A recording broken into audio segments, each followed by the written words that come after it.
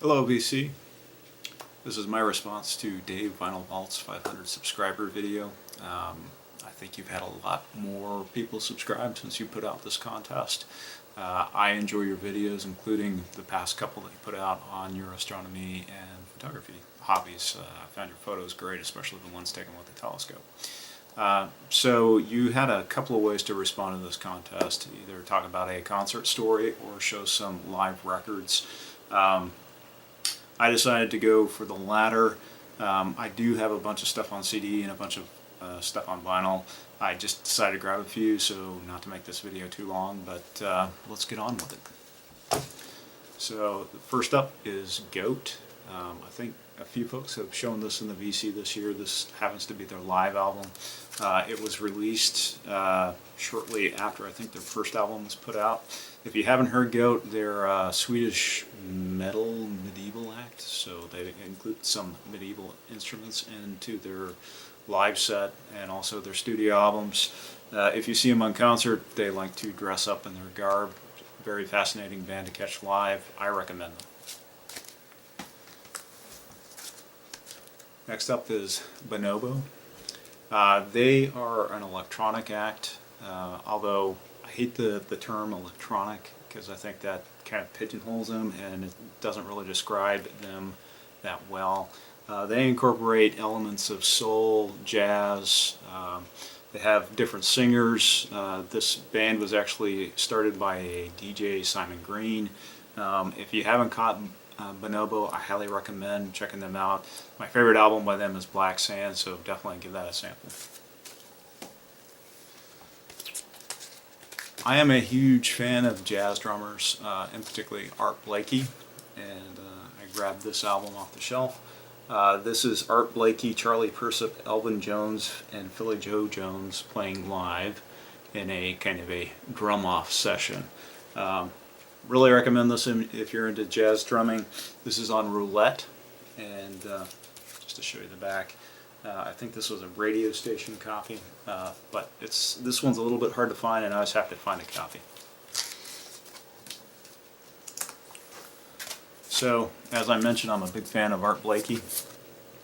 My favorite album by them is Live at Birdland, which came out early in the Jazz Messenger's career.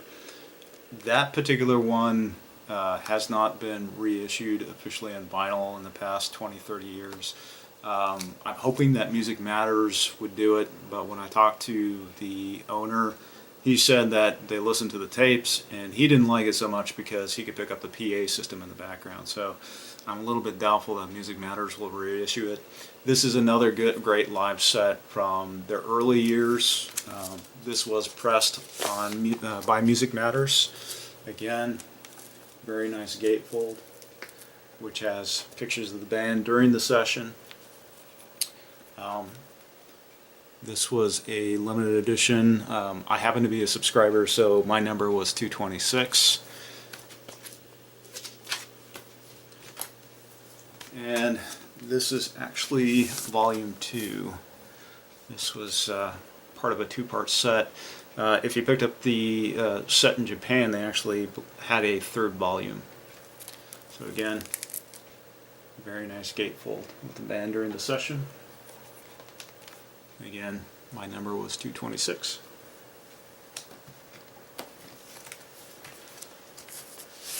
So this one's going out to Robert Z, who's a big MoFi fan. This is Sinatra Live at the Sands, done on Mobile Fidelity. Very nice gatefold. And that is my number, which is 2,189. Mobile Fidelity just lost the rights to the Sinatra catalog, so if you're a fan of Sinatra and you like Mobile Fidelity, I recommend picking them up. My understanding, the reason why Mobile Fidelity lost the rights to the Sinatra catalog is because Capitol decided to repress. So one of the versions of the Sinatra back catalog that I want to pick up was Come Fly With Me, and unfortunately MoFi wasn't able to get to the repress or the pressing on time, so they couldn't release it. Here's another one for Robert Z. This is Ellington live at Newport. If you happen to catch Ken Burns' jazz series, I highly recommend it, even for folks that are just kind of casually into jazz. This particular album relaunched Duke Ellington's career. He kind of reached rock bottom before this album came out. He played live at Newport, and there's pictures from the actual concert here. This woman just started dancing to one of the tunes and really got the crowd and the band back into it. And it was such a fabulous concert. They released it, and you hear it. You can hear the enthusiasm of the crowd. It's wonderful to listen to. I recommend picking it up on CD too, because CD you actually get the complete concert. Here you get a edited down version.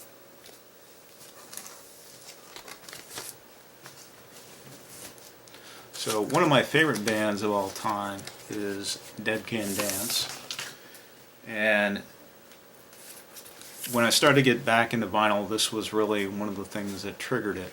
So in 2005, they did a tour through Europe and also through North America, and they had all of their concerts recorded.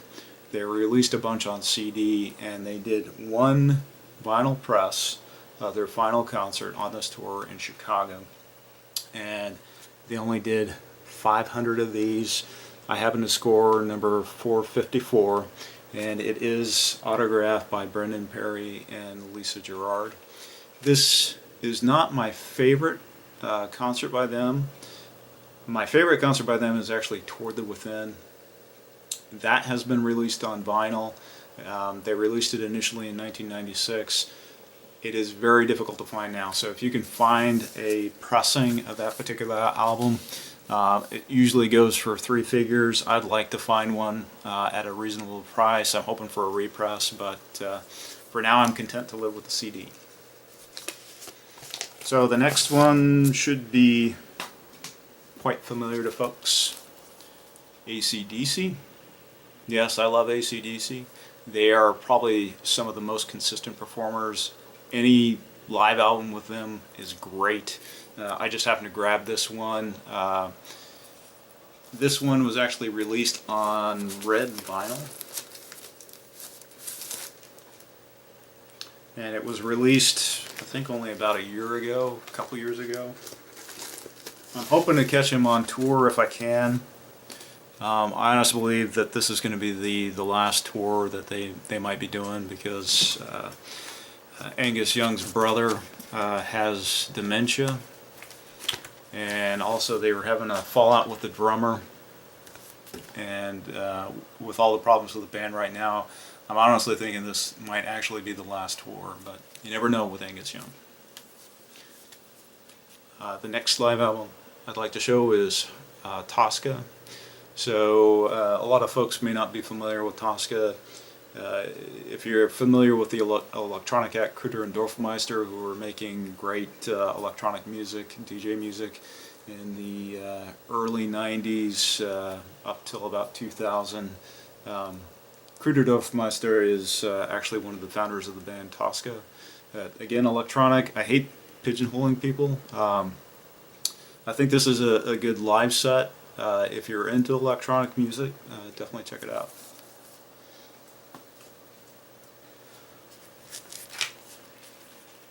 So this is Justice, Access All Arenas. This is the second live album that they put out. It is actually the first one that they actually pressed on vinyl.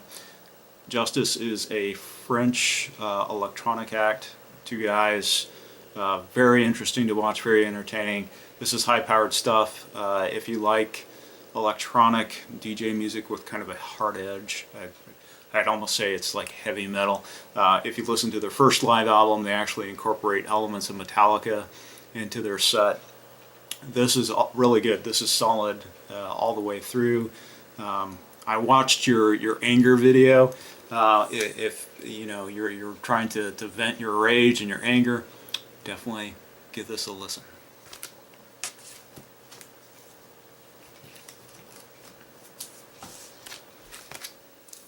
This is Dandy Warhols live, 13 Tales from Urban Bohemia. I actually caught them when they released that album. They're a great act to see live because they play smaller venues. They haven't really hit it big here in the United States. In Europe, my understanding is they're playing a lot of festivals and a lot of bigger venues. A great documentary to watch is the film Dig, which goes into their career and the Bryan Jonestown Massacre. It's very entertaining because they started out together. They were the Danny Warhols themselves. They were into the Bryan Jonestown Massacre, particularly Anton Newcomb, who was very heavily into heroin. And the documentary kind of goes and follows them on the different paths that they take. And it's fairly entertaining to watch. The Danny Warhols, if you're not familiar with them, again, the press dubs them as kind of alternative. They're from Portland. This particular issue was put out on red vinyl for the lead singer Courtney.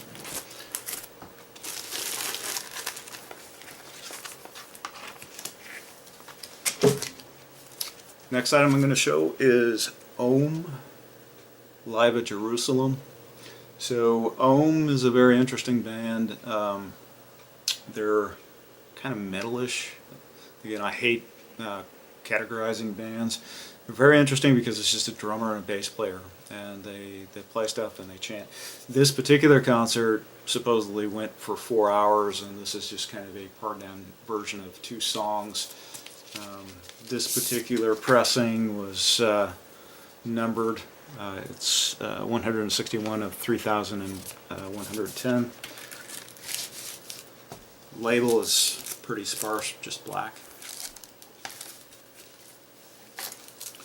And I think the last album I'm going to show for this video is Tom Waits from the Glitter and Doom tour.